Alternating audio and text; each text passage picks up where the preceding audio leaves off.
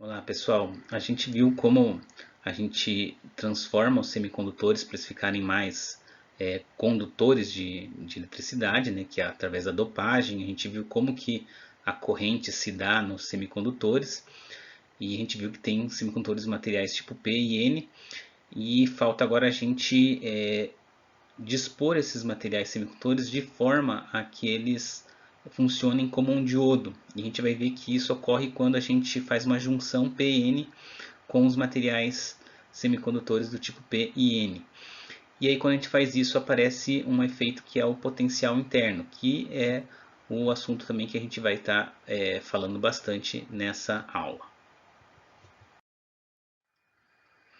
Revisando rapidamente, a gente viu que os semicondutores aí, uma barra de silício pura, né, intrínseca, ela tem essa equação, né, do Ni, que depende basicamente da temperatura e da energia da banda, né, de condução, o Eg, né, que tem um comportamento exponencial, e o Ni me dá a densidade de elétrons por centímetro cúbico.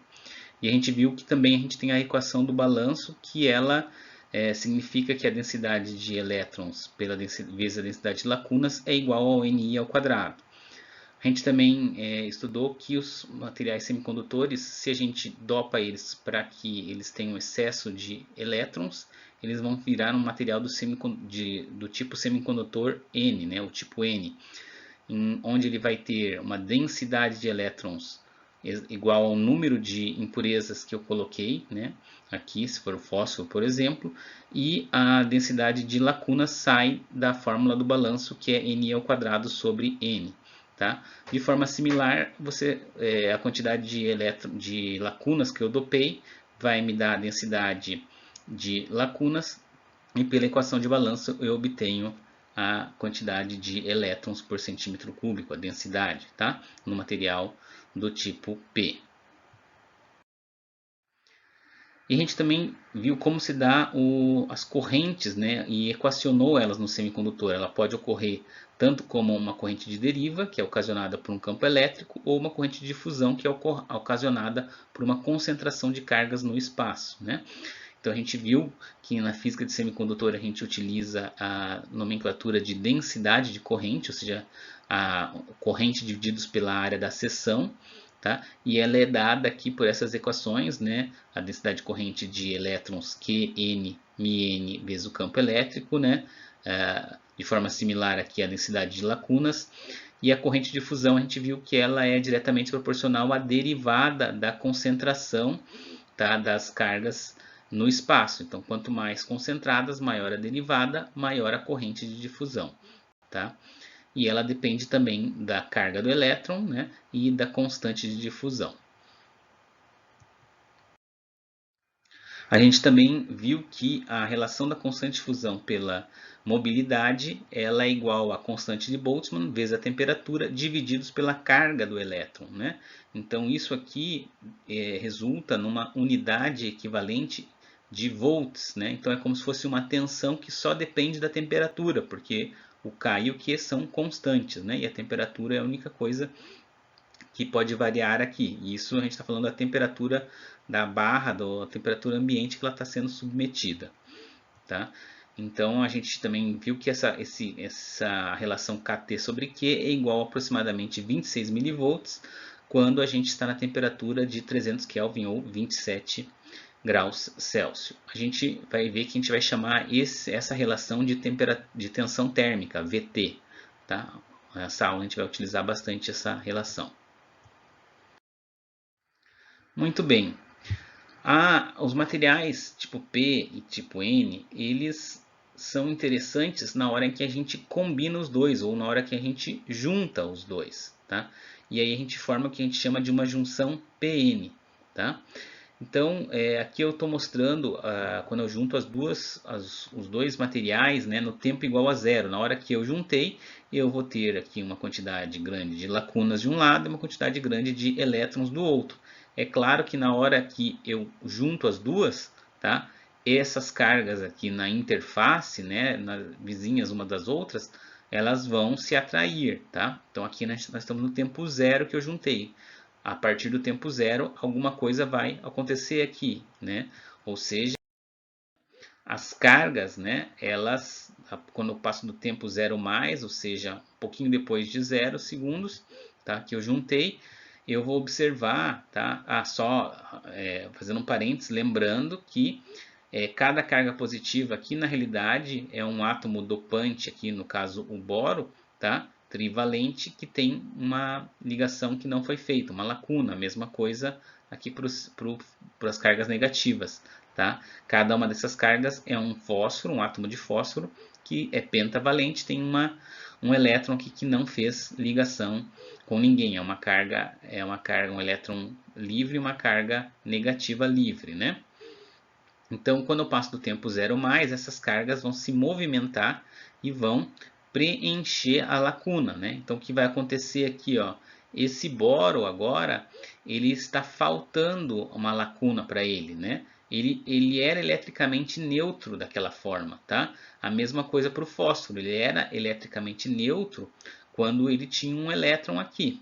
Né? Na hora que esse elétron passou a preencher aquela lacuna do boro, ele se tornou um íon positivo. E a mesma coisa aqui para o bóron, ficou um íon negativo. Tá? Então ele está negativo, ele tem uma carga negativa a mais que não deveria. Né? E aqui está positivo porque tem uma carga positiva, ele perdeu um elétron, então ele está mais positivo do que deveria. Tá? Existe uma diferença muito importante dos íons para as cargas que a gente tem aqui. Tá? Os íons, né, eles não têm mobilidade, eles são átomos que perderam, né, uma carga aqui ou ganharam uma carga, tá? E portanto eles não têm como se mover, tá? Eles são fixos, os átomos estão fixos. A gente está falando de materiais sólidos, né? Os átomos não se mexem nos sólidos, né? Ok? Então esses íons aqui eles não têm movimentação depois que eles são formados, né? E a gente diz que por causa dessa recombinação, né, que houve aqui esses elétrons que ocupou aqui a lacuna, isso aqui formou uma região de depleção. Tá? Depleção significa falta, tá? Depletada de cargas. Essa região do espaço do semicondutor, na interface, ela está com falta de cargas. Ela tem íons, tá? Mas não tem cargas que se movimentam, que são lacunas e elétrons. Tá? Então é uma região que não tem cargas, região de depleção. Ok? E o que vai acontecer então com essa região de depleção e com essa movimentação de elétrons ao longo do tempo, ou seja, quando o tempo for infinito, depois que eu deixei muito tempo esses dois semicondutores juntos, tá? Até onde vai esse movimento de difusão, tá? Eu não falei antes, mas o que acontece aqui na prática é que esses elétrons, eles querem, quando você juntou com a outra semicondutor, eles vão querer se espalhar por esse semicondutor tipo P. E a mesma coisa das lacunas, elas vão querer se distribuir uniformemente no semicondutor tipo N. Então esse movimento que o elétron foi ocupar uma lacuna aqui, tá? Ele tem a ver com um movimento de difusão. Eles querem se difundir, os elétrons aqui querem se difundir para o material tipo P e vice-versa no caso das lacunas, né?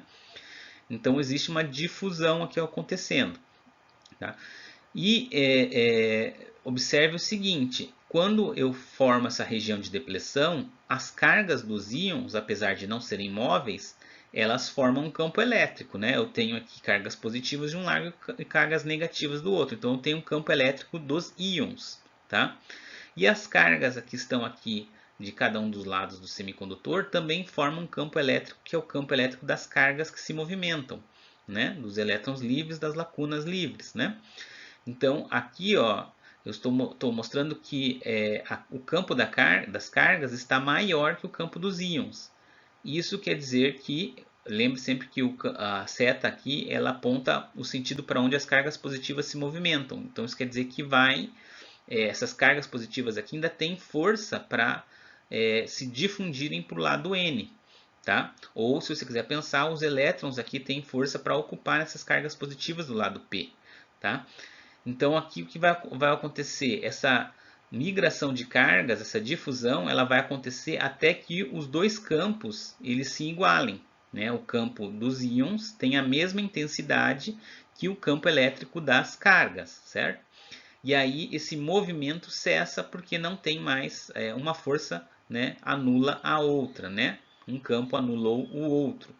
De uma maneira diferente, você pode interpretar o seguinte: a difusão, se ocorre difusão, existe uma corrente de difusão fluindo aqui, né, na hora que você ligou os dois materiais, tá? E se você tem um campo elétrico dos íons, isso quer dizer que existe uma corrente de deriva também, tá? Então a gente pode dizer que os íons eles forçam uma corrente de deriva no sentido contrário, tá? Que a corrente de difusão, né? A difusão está indo. Então chega uma hora que uma corrente tem o mesmo valor que a outra e as duas se anulam e elas se cancelam, tá? Então você pode interpretar de duas formas o comportamento da junção PN num tempo muito longo, num tempo igual ao infinito. Ou que os campos elétricos se anulam, tá? Ou que a gente vai usar mais essa analogia, ou melhor, esse critério, que a corrente de difusão, tá, cancela a corrente de deriva. Tá? E a gente vai ver que, inclusive, a corrente de difusão das cargas negativas cancela a corrente de deriva das cargas negativas. Então, uma cancela correntes de cargas iguais que se cancelam, né? E as correntes das lacunas, a corrente de difusão da lacuna cancela a corrente de deriva das lacunas. Ok? Então é bastante importante lembrar disso, tá? Uma outra questão bastante interessante é o seguinte: mas se eu tenho então um campo elétrico aqui, quer dizer que eu tenho uma tensão aqui, sim. A gente tem uma tensão aqui que é o potencial interno, que a gente vai tratar em seguida, tá? Mas se eu tenho um campo elétrico das cargas, eu também tenho uma tensão das cargas, tá? Então todo campo elétrico tem uma tensão, uma diferença de potencial associada, tá? E isso é bem importante eu comentar, que as duas têm uma tensão associada e elas são tensões contrárias. Isso quer dizer que se você chegar e medir, tá, com um multímetro uma junção PN, com o multímetro com ela desligada dessa forma aí que está em aberto, eu vou ver tensão nula. Tá? Se eu colocar aqui um terminal do multímetro aqui e outro aqui para medir a tensão, eu vou ver que ela vai ter tensão, o multímetro vai me mostrar tensão zero. Por quê? Porque a tensão gerada pelos íons, né, vai cancelar a tensão das cargas. Internamente elas se cancelam e aí a tensão que eu vou medir aqui ela é nula. A gente tem a nossa região de depleção, que tem íons que formam um campo elétrico. E esse campo elétrico vai dar origem a uma tensão. Essa tensão a gente vai dar o nome de potencial interno. E é uma tensão que é importante que a gente consiga formular, né, ter uma equação para ela, que ela vai servir para algumas análises sobre a junção PN sobre o diodo. Tá? Então, aqui a gente vai marcar, né, colocar primeiro uma seta aqui, uma linha aqui com um eixo, né, que vai ser o nosso eixo X. Vou marcar X1 e X2 como início e final da região de depleção. Vamos planificar ela aqui para ficar melhor, né? E vamos lembrar aqui que vale a equação do balanço, ou seja, a densidade de elétrons livres vezes a densidade de lacunas livres tem que ser igual à densidade intrínseca ao quadrado. Tá? Na região tipo P, eu tenho um excesso de lacunas. Tá? Eu vou ter quantas lacunas? O quanto eu dopei, o Na. O Na é o número de átomos aceitadores que eu dopei o meu material, né? O número de átomos de boro. E ele é constante até a região de depleção. Na região tipo N, eu tenho a mesma coisa. Eu vou ter uma quantidade, uma densidade que vai ser a densidade de átomos de fósforo que eu dopei, o Nd. Né? E lembrando então que esses portadores aqui, as lacunas do lado P, a gente vai chamar de portadores majoritários, que são os que têm maior quantidade. Mesma coisa no lado N, os elétrons são os portadores majoritários. Mas a gente sabe que existem no lado N e no lado P os portadores minoritários, que no lado P são os elétrons, tá? Que são aqueles gerados termicamente. Qual vai ser o valor ou a densidade desses elétrons aqui no lado P? Usa a equação do balanço. tá? Ni ao quadrado divididos por P vai me dar a densidade de elétrons. No caso, vai ser Ni ao quadrado divididos pela densidade de lacunas, Na. Mesma coisa para o lado N. Ni ao quadrado divididos pelo Nd me dá a quantidade de lacunas, que são os portadores minoritários aqui do material tipo N. Então, eles são minoritários porque eles estão, né, dá para ver que a densidade dele é muitas vezes menor que a densidade de elétrons. Mesma coisa aqui para o lado P, só que ocorre aqui para os elétrons aqui em relação às lacunas, certo? Então, a gente viu que a região de depleção, ela estabiliza, né, ou seja, ela entra em equilíbrio, a junção PN, né, a gente pode dizer que entra em equilíbrio, quando a densidade de corrente de difusão ela anula a densidade de corrente de deriva, ou seja, isso quer dizer que as duas têm o mesmo valor, certo? Então as duas vão ter o mesmo valor, só que elas são opostas, né? Uma se opõe à outra. Então, partindo disso, a gente pode dizer o seguinte, que densidades de correntes de mesmo tipo de carga se anulam uma a uma. Então, a densidade de corrente de difusão de elétrons anula a densidade de corrente de difusão a densidade de corrente de deriva de elétrons, tá? A mesma coisa eu posso falar, então, que o JP anula o JP de deriva. O JP de difusão anula o JP de deriva, né? Então, aqui eu vou utilizar isso, tá? Uma dessas fórmulas para deduzir a equação do potencial interno, da tensão que eu tenho aqui entre x1 e x2. Tá? Então, o JP de difusão, que é o lado esquerdo, ele é dado lá pela aquela fórmula que a gente viu lá em mecanismos de transporte, que é menos a constante de difusão, a carga do elétron, tá? E a derivada da densidade pelo espaço, né? E a densidade de corrente de deriva é dada por Q, a densidade de lacunas, mobilidade vezes campo elétrico. Então, vou igualar as duas, tá? Então, igualei. A primeira coisa que eu noto é que eu tenho Q aqui, né? Igual, que eu posso anular, tá? A gente já vai anular.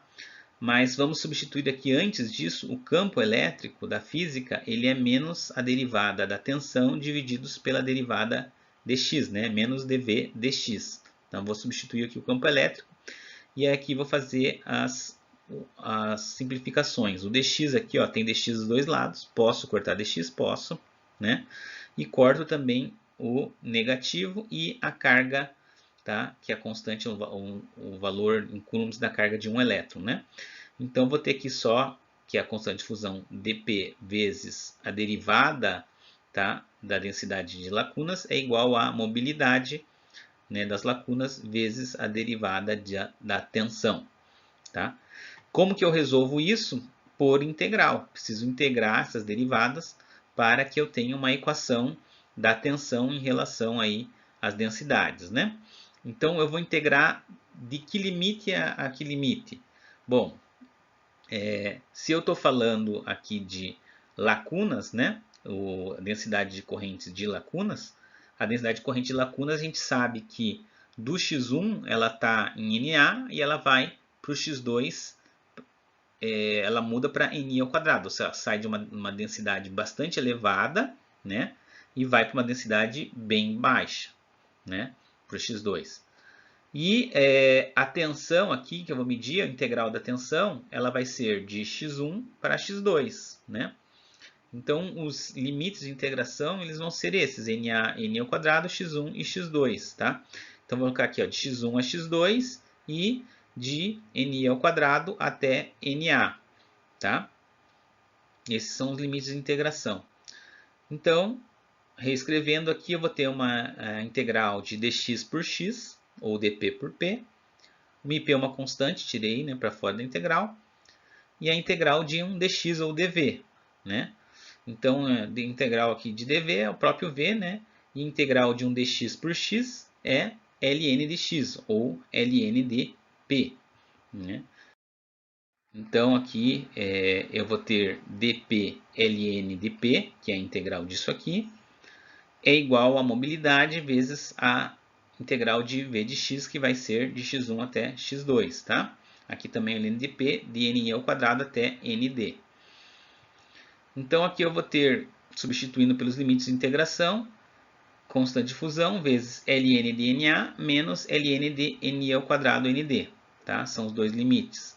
E aqui eu vou ter v de x2 menos v de x1.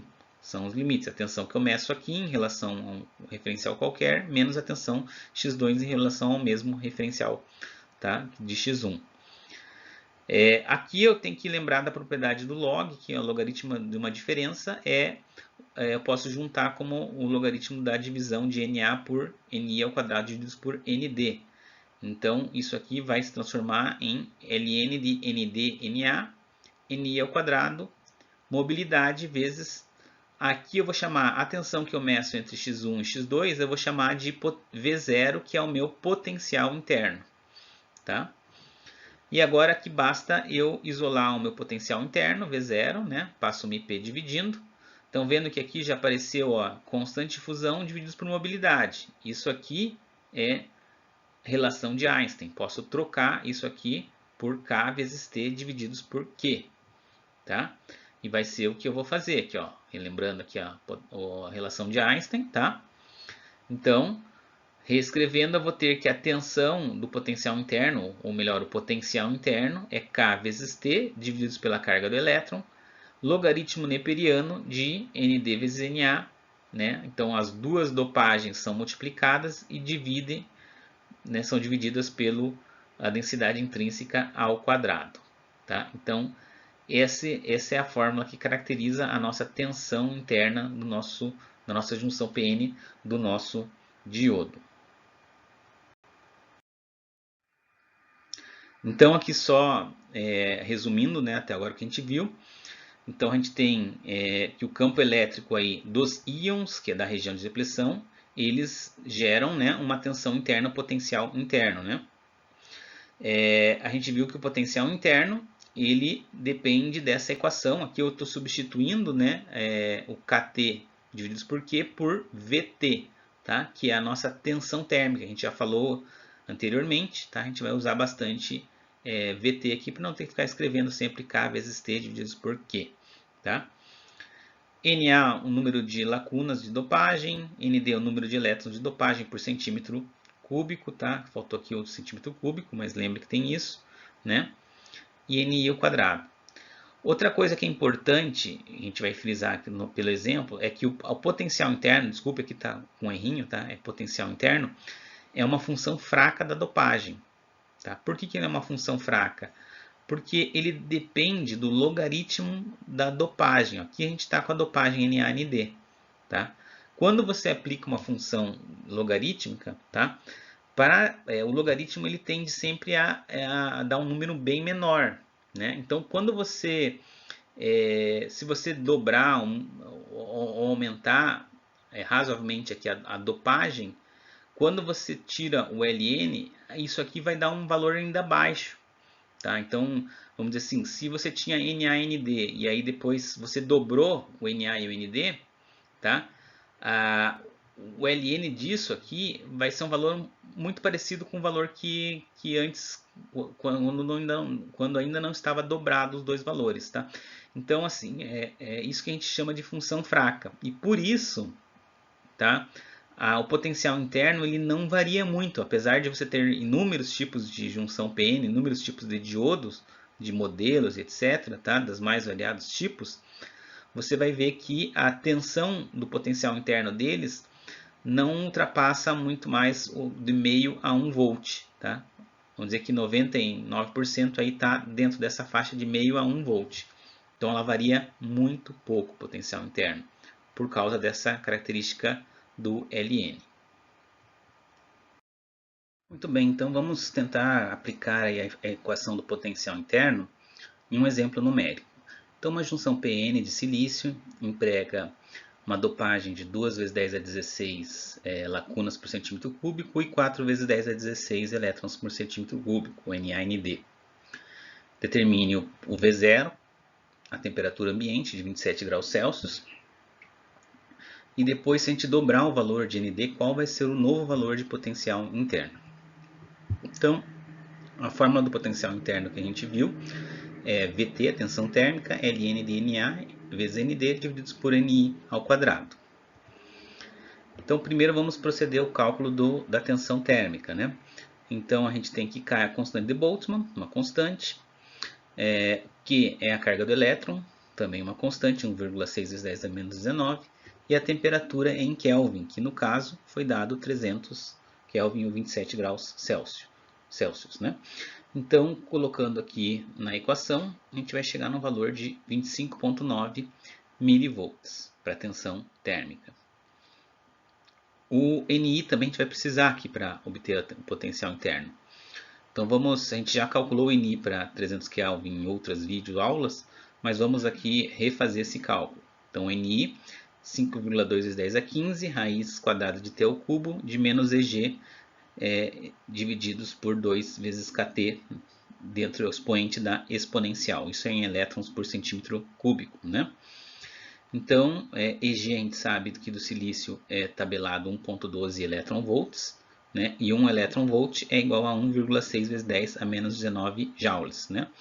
Então, aqui é só multiplicar o de cima pelo de baixo, a gente tem a energia em joules, né? Do silício, né? Da banda de condução do silício. Então, aqui substituindo pelos valores, a gente vai ter essa equação, tá? Que vai resultar naqueles números que a gente já está acostumado em ver, que é o NI igual a 1,08 vezes 10 a décima elétrons por centímetro cúbico, né? Então vamos substituir o NI aqui, o VT, o NA e ND são dados do exercício e a gente consegue calcular o potencial interno. Então 25,9, Ln de 2 vezes 10 a 16 vezes 4 vezes 10 a 16, divididos por 1,08 vezes 10 a décima ao quadrado. Isso vai dar um potencial interno de 0,765 volts. Tá? E o que acontece se a gente dobrar o valor de ND? Tá? Então o ND aqui é o 4 vezes 10 a menos 16, agora eu vou usar 8 vezes 10 a 16. Tá? Então estou usando uma dopagem 2 vezes maior, tá? Em uma das junções, né? Um dos materiais, né? No caso, o material tipo N.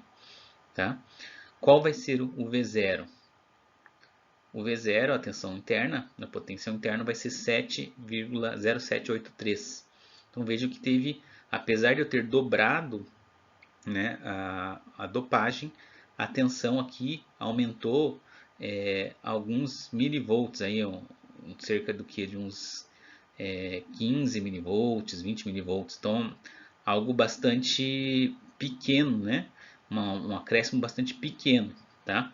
Isso reforça aquilo que a gente comentou, que o potencial interno, que desculpa que estava errado aqui, tá?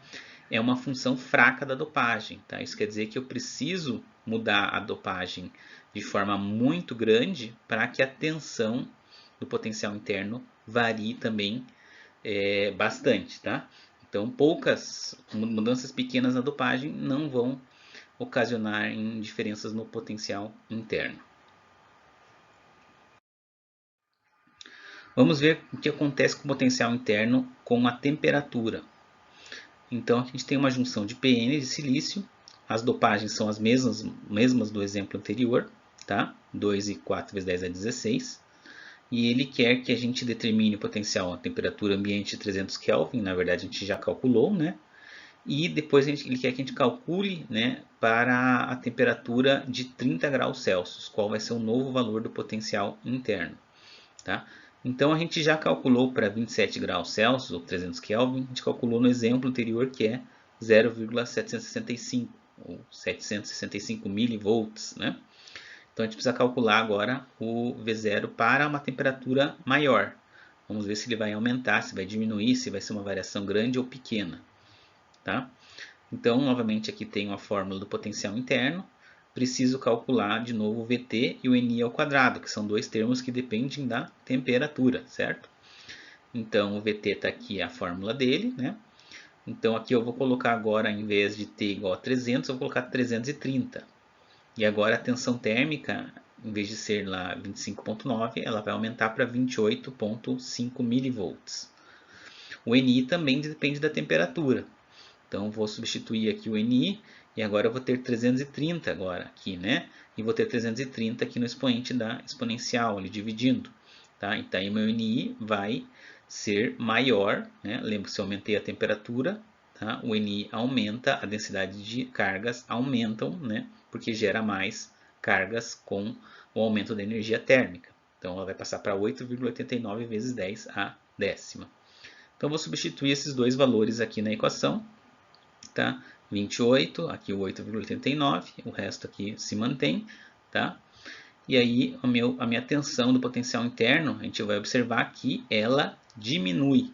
Então antes eu tinha uma tensão de 0,765, agora foi para 0,722, né?